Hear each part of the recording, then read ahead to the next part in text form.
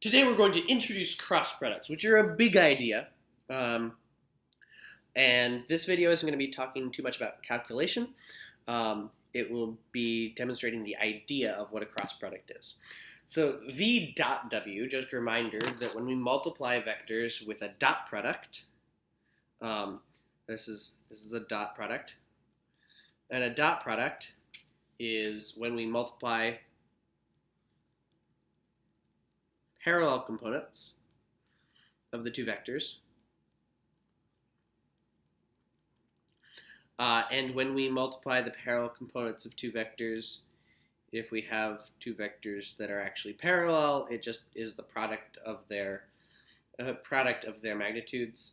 If we multiply two vectors that are perpendicular, the dot product here is going to be 0.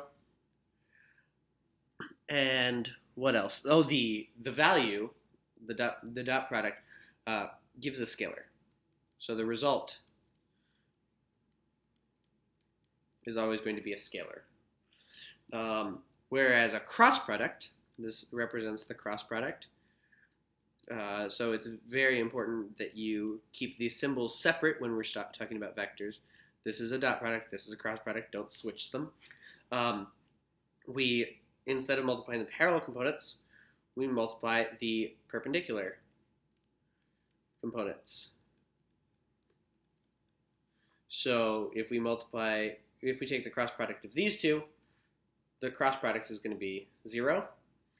And when we multiply these two, the magnitude of the cross product is going to be equal to the product of the magnitudes. In other words, this is the biggest that a cross product can get when they're perpendicular. And the result is it's going to be another vector. So gives a vector as the result. Cross products follow the right-hand rule.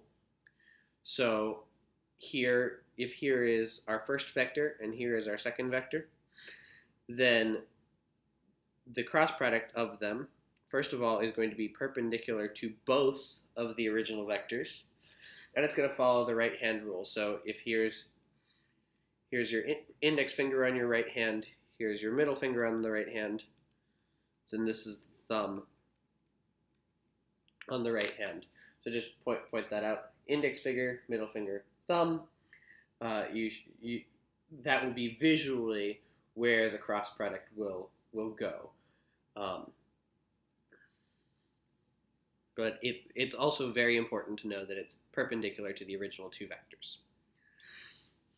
This is how we calculate it. We take the determinant. This is not technically the determinant, but essentially the determinant of this matrix. And in another video, I'll show you exactly how this looks algebraically. But we're going to take the unit vector in the direction of I, the unit vector in the direction of j, the unit vector in the direction of k, and write out v as in 3 dimensions, write out w in 3 dimensions, and then take the determinant of this. And that will give you an I component, a j component, and a k component. Other things to be aware of with the cross product is that it is used for things like torque. Torque is what causes rotational acceleration. So you know how force causes acceleration.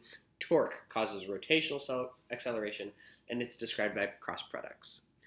Cross products are not commutative, so I cannot say v cross with w equals w cross with v. You have to specify which the first vector is and what the second vector is. If you switch the order, you will not get the same answer. Anti-commutative means that you'll actually get the opposite result, so a vector in the opposite direction. And that should be, if you go back to the idea that it follows the right-hand rule, well, if you set this up with the right-hand rule, index finger, middle finger, and thumb, now switch where your index finger and middle finger are, and now you'll notice that the thumb should be pointing in the opposite direction for w cross v. So that's the second thing.